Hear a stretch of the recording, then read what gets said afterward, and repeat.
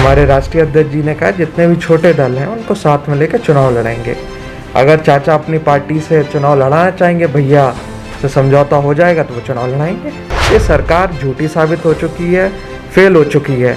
जब समाजवादी पार्टी को मौका मिलेगा, जो वादे समाजवादी पार्टी करेगी वो पूरे करेगी। जो समाजवादी पार्टी के विकास के काम थे उन्हीं के फीते आज तक ये भारतीय जनता पार्टी की सरकार काट रही है। कि कल राष्ट्रीय अध्यक्ष जी ने कहा है कि हम लोग 400 से सीटें ज़्यादा जीत सकते हैं, 400 से ज़्यादा, तो हम लोग का लक्ष्य 400 से ज़्यादा का रहेगा। नमस्कार, स्वागत है आप सभी का सनराइज न्यूज़ में। मैं आपके साथ विशाल। उत्तर प्रदेश में चुनावी बिगुल बज चुका है। हमारे बीच मौजूद है आज अक्षय यादव, जो समाजवादी पार्टी के नेता और पूर्व सांसद हैं फिरोजाबाद से। बहुत बहुत स्वागत है सर आपका सनराइज न्यूज़ में। बहुत बहुत धन्यवाद सर, उत्तर प्रदेश में चुनावी तैयारियां पूरी तरीके से शुरू हो चुकी है। समाजवादी पार्टी भी अपनी तैयारियों में लग चुकी है। सबसे पहला सवाल आपका ये, समाजवादी पार्टी की चुनावी तैयारी कैसी चल रही है? कि समाजवादी पार्टी का कार्यकर्ता पूरी तरीके से रेडी है।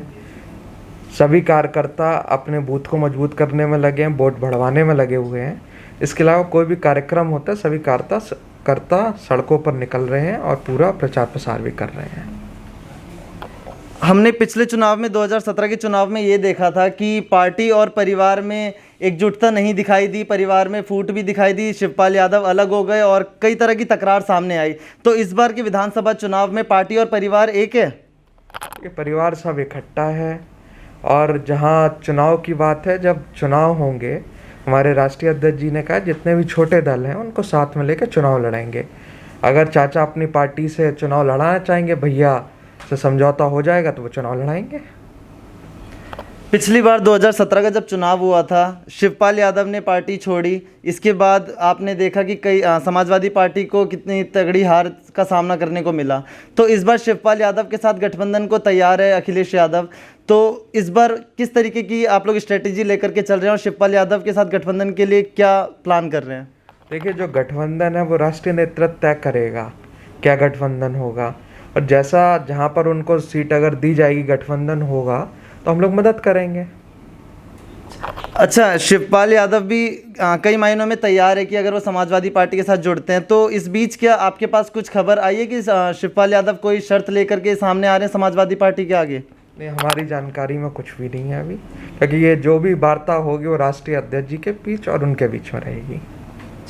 अच्छा, अखिलेश यादव अक्सर महंगाई और रोजगार के मुद्दों को उठाते हैं और योगी सरकार को घेरते हैं। तो अगर समाजवादी पार्टी सरकार में आती है या चुनाव से पहले लोगों के बीच में जाती है, तो रोजगार और महंगाई को लेकर कैसे उसका हल निकालेगी और कैसे जनता का दिल जीतेगी? देखिए, जब भारतीय जनता पार्टी की सरकार नहीं थी तो सरकार में आने के लिए उन्होंने तरह तरह के प्रचार प्रसार करे थे।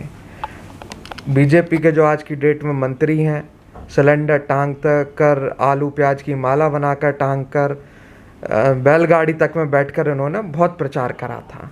और हम सवाल खड़ा कर रहे हैं आज की डेट में कि आप जो सरकार बनाई थी, जो आपके मूल सिद्धांत थे, जो आपके वादे थे कि आप गरीबी दूर करोगे, प्राइस कंट्रोल करोगे, सही रेट पर सामान मिलना चाहिए, वो कहाँ चले गए वादे? तो ये सरकार झूठी साबित हो चुकी है, फेल हो चुकी है।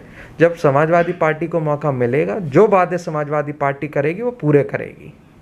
आप हमेशा योगी सरकार के खिलाफ रहती है समाजवादी पार्टी, किसी भी काम के बारे में सराहना नहीं करती। तो मैं आपसे ये पूछता हूँ, किन मुद्दों पर योगी सरकार नाकाम साबित हुई है? देखिए, मैं फिरोजाबाद की बात करता हूँ।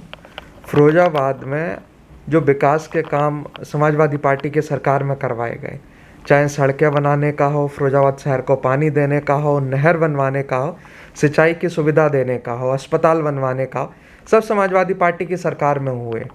लेकिन ये भारतीय जनता पार्टी की सरकार जो इंफ्रास्ट्रक्चर तैयार हुआ उसमें एम्प्लॉयमेंट नहीं दे पा रही है। मेडिकल कॉलेज बना, मेडिकल कॉलेज और जो ट्रॉमा सेंटर वगैरह, इसमें भी डॉक्टर और जो नर्सिंग स्टाफ है इसको एडॉक पे, माने ठेके पे हायर करके रखा हुआ है, तो रोज़गार तक नहीं दे पा रहे हैं। और पूरे प्रदेश की बात करें तो आपने बहुत देखा है, जो समाजवादी पार्टी के विकास के काम थे उन्हीं के फीते आज तक ये भारतीय जनता पार्टी की सरकार काट रही है। अच्छा, अभी बीते 5 अगस्त को अखिलेश यादव ने साइकिल यात्रा निकाली थी। साइकिल यात्रा से जनता को आप क्या संदेश देना चाहते हैं कि मतलब साइकिल यात्रा से क्या समाजवादी पार्टी की साइकिल आ जाएगी 22 में? देखिए, समाजवादी पार्टी का चुनाव चिन्ह साइकिल है। एक ये हम लोगों का प्रचार करने का भी तरीका है। और जनेश्वर मिश्रा जी का जन्मदिन था, उनका जन्मदिन मनाने के लिए कल हम लोगों ने साइकिल यात्रा निकाली थी। इसमें जो बीजेपी की और इस प्रदेश सरकार की नीतियाँ रही हैं, किस तरीके से सरकार को परेशान करने का काम करा, वो भी चर्चा रही। और जब साइकिल यात्रा चालू हुई उसके पहले हमारे राष्ट्रीय अध्यक्ष जी ने प्रेस कॉन्फ्रेंस भी करी थी, जिसमें एक रोज़ नया ऐड चलता है, उत्तर प्रदेश नंबर 1 है। तो नंबर 1 किन किन चीज़ों में, ये भी उन्होंने बताया। भ्रष्टाचार में नंबर 1 है, सबसे ज़्यादा कोरोना काल में मृत्यु हुई उसमें नंबर 1 है, जो ऑक्सीजन नहीं मिल पाई मृत्यु हुई उसमें नंबर 1 है, और तमाम चीज़ें हैं जिसमें उत्तर प्रदेश नंबर 1 है, क्राइम में नंबर 1 है। तो ये सारी चीज़ें हैं जिसको लेकर हम लोगों ने कल साइकिल यात्रा करी थी और अपना चुनाव प्रचार भी आरंभ करा। अच्छा, अखिलेश यादव अक्सर आजकल इंटरव्यू में ये कहते दिखाई देते हैं कि हम किसी भी बड़े दल से गठबंधन नहीं करेंगे। वो कहते हैं कि हमें अब इस बार हम लोग सिर्फ छोटे दलों से गठबंधन करेंगे। तो ऐसे कौन से छोटे दल हैं जिनसे आप गठबंधन करेंगे? साथ ही उनके लिए आप लोगों ने क्या प्लान तैयार किया है? देखिए, छोटे गठबंधनों से जब गठबंधन हो जाएगा तब निकल कर आता है किन से गठबंधन है और क्या शर्तों पर और कैसे कैसे सीट का डिस्ट्रीब्यूशन होगा। आज की डेट में ये क्लियरिटी करना कि किससे होगा क्या होगा ये नहीं कह सकते। आपसे आखिरी सवाल अक्षय जी, चुनाव का दिन काफ़ी कम होते जा रहे हैं दिन प्रतिदिन, और समाजवादी पार्टी किन मुद्दों के साथ जनता के बीच में जाएगी इस बार? कौन से अहम मुद्दे हो सकते हैं? देखिए, सबसे अहम मुद्दा है जो इंफ्रास्ट्रक्चर है, मेडिकल का है, ये हो गया, बिजली हो गई, और तमाम ऐसी योजना जिनको जनता को पहुंचाना चाहिए।